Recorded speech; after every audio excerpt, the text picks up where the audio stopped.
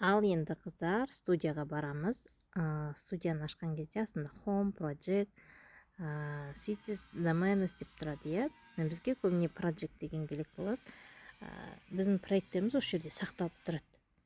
Енді бірақ мен новыйдан бастайын. Мына жерде қара плюс тұр ғой, соны басамыз. Қара плюс тұр. Image, Video, Color, Size. Бізге бірінші size, яғни размерін определяция етіп TikTokқа салатын, Instagramға пост ретінде салатын, Instagram Storiesқа салатын. Бізге Instagram Storiesқа салатын керек, Storiesқа саламыз, иә. Жәнегіндей болмаса, жәнегіндей обычный төртбұрыш тығып жасасаңыздар болады. Енді міне астында image, текст, график деп тұрады. Бізге в основном керек image пен текст. Image дегенге фото қоямыз. Мен қазір сіздерге көрсетейін. Міне мынау фоны алынған, качественные. Фоны алынбаған, қараңыздар, иә. Қандай разница? Фон алмаған всегда артындағы нәрсені жауып тастап отырады, иә. И сапасыз фон алынғанды көрсетсек, міне қандай, иә, онша емес. Сондықтан бұларды алып тастаймыз. Қалай жоямыз? Үстіне басамыз. Жоғары жақта функциялар шығады. Edit, Replay, Duplicate. Duplicate'ті бассаңыз, бұл екеуі болады. Міне. Бізге оны көбейту қажет жоқ, бізге удалить ету керек. Соның қасында үш нүкте бар, сол үш нүктені басамыз да Delete. Тағы бір рет Delete. На фоны бар, тоже керек емес бізге. Бұны да Delete. Все, удалить еттік. Бізде өзіміздің розовый водамыз қалды. Енді бұл розовый воданың артыңғы мына фондар бар ғой, соны. Сол мына нелерге бассақ, Edit деген шығады. Соның астында Color деген бар. Міне, Color. Бұл Color деген, мысалы, астындағы түстер ғой.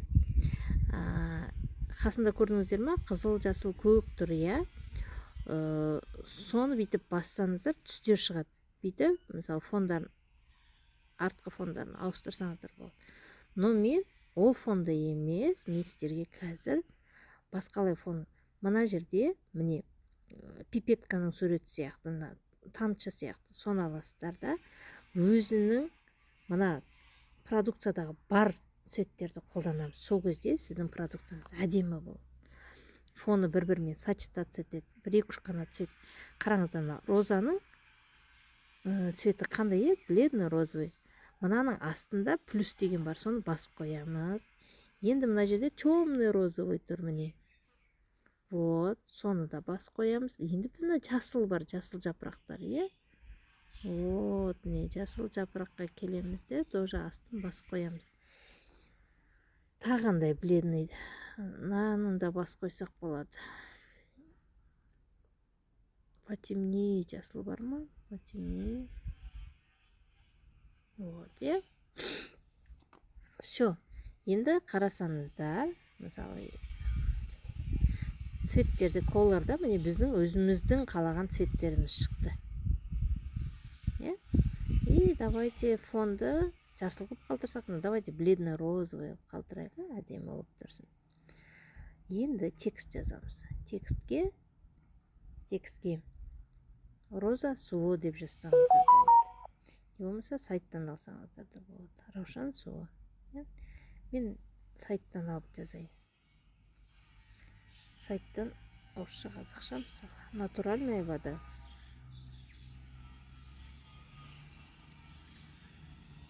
Табиғи раушан суы деп қойсақ болады.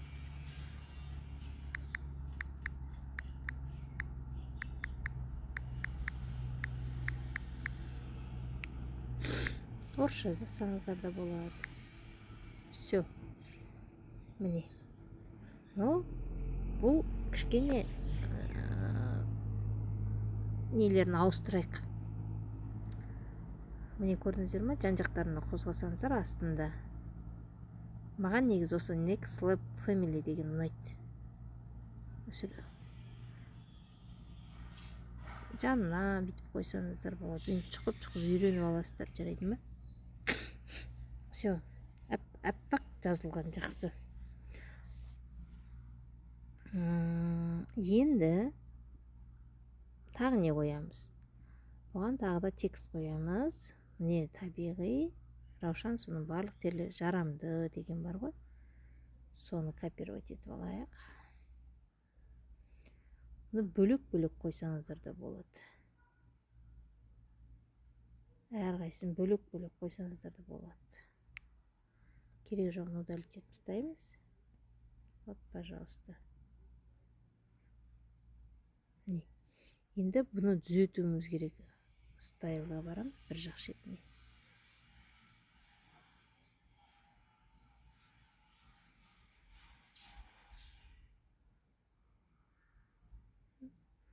Давайте бөлек-бөлек алып қойсақ.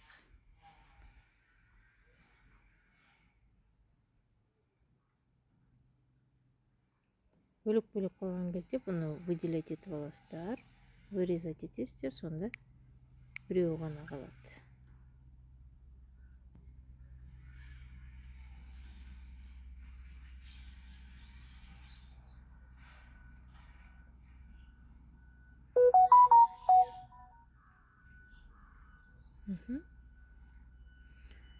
Қайтадан текст қоямыз, және вставить етеміз қалғанын. Екіншісі. Вырезать етеміз.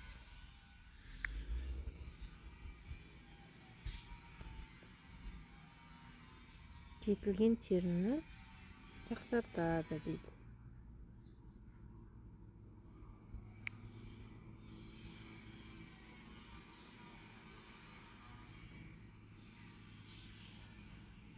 Анда үлкейтем десеңіздер болады.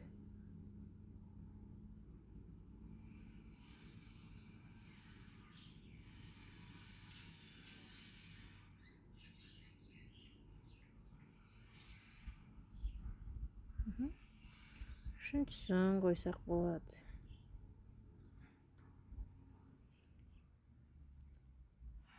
Бөлек-бөлек әкеп қойсаңыздар болады, или осылайны. Вырезаем. Все.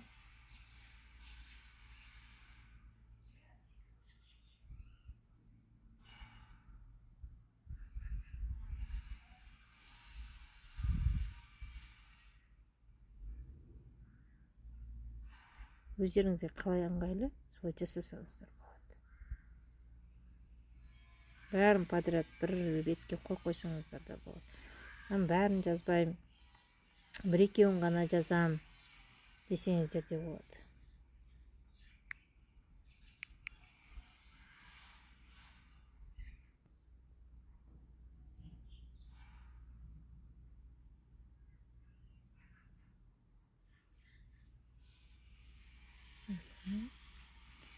Түсіндіңіздер ғой, тексті қалай қоятынымызды.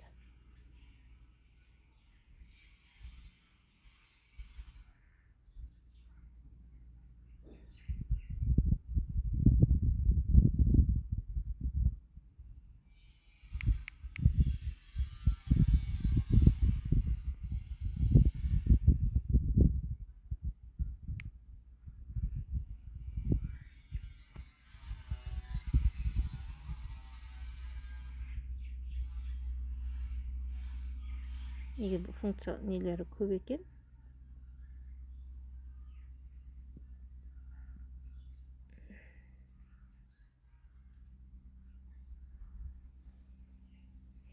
кішірейте салдық. Все. Енді бізге бұның бағасын жазуымыз керек. Бағасы қанша теңге.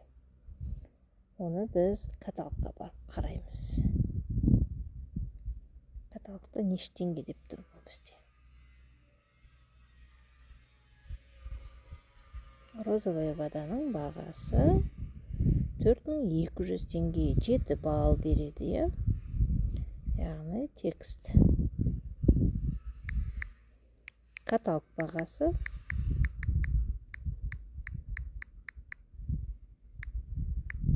4200 теңге.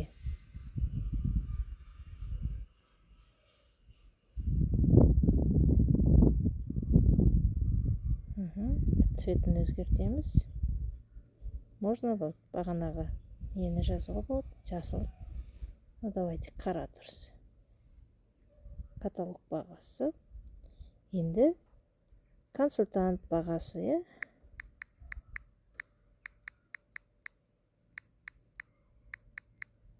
консультант бағасын қалай шығарамыз? 7-ні 350-ге көбейтеміз.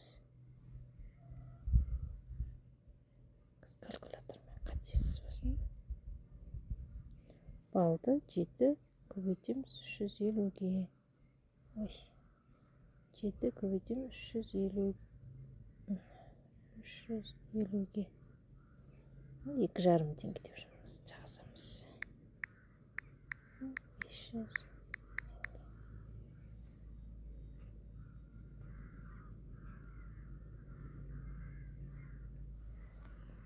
Все, примерно осылай жасап қойсақ болады. Неше түрлі қоюға болады. Бұл бір түрі, жасаудың. Қазір екінші түрін көрсетем. Бұны біз сақтаймыз. Да, поделиться деміз. Марафонға.